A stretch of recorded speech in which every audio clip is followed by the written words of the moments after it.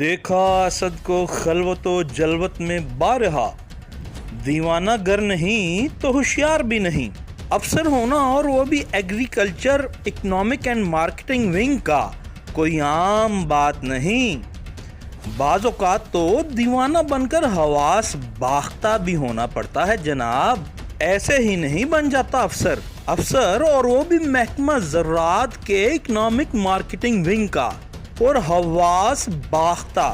شاید آپ کو بات سمجھ نہیں آ رہی تو پھر یقین سے دیکھ لیجئے کہ مورخہ 9/6/23 کو ملتان روڈ مارکیٹ کمیٹی سے ایک جونیئر سیکرٹری محمد منیر کو ضابطہ و قانون کے مطابق بھائی پھیرو مارکیٹ کمیٹی کی خالی سیٹ پر ٹرانسفر کر دیا جاتا ہے، اور مارکیٹ کمیٹی ملتان روڈ 16ویں گریڈ کے سیکرٹری محمد بلال کو تعینات کر دیا جاتا ہے، جبکہ بعد میں صرف 6 روز گزرنے کے بعد یک حواس باختگی میں افسران کو یاد آتا ہے کہ پچھلا فیصلہ تو غلط ہو گیا تھا، اور پھر سے دوبارہ 15ویں گریڈ کے جونیئر سیکرٹری محمد منیر کو ملتان روڈ مارکیٹ کمیٹی تعینات کر دیا جاتا ہے۔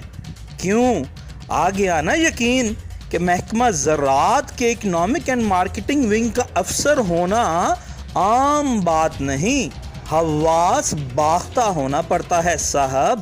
اب اس حواس باختگی کے نتائج محکمہ پر کیا مرتب ہوں گے یہ آپ خود ہی سوچ لیجئے۔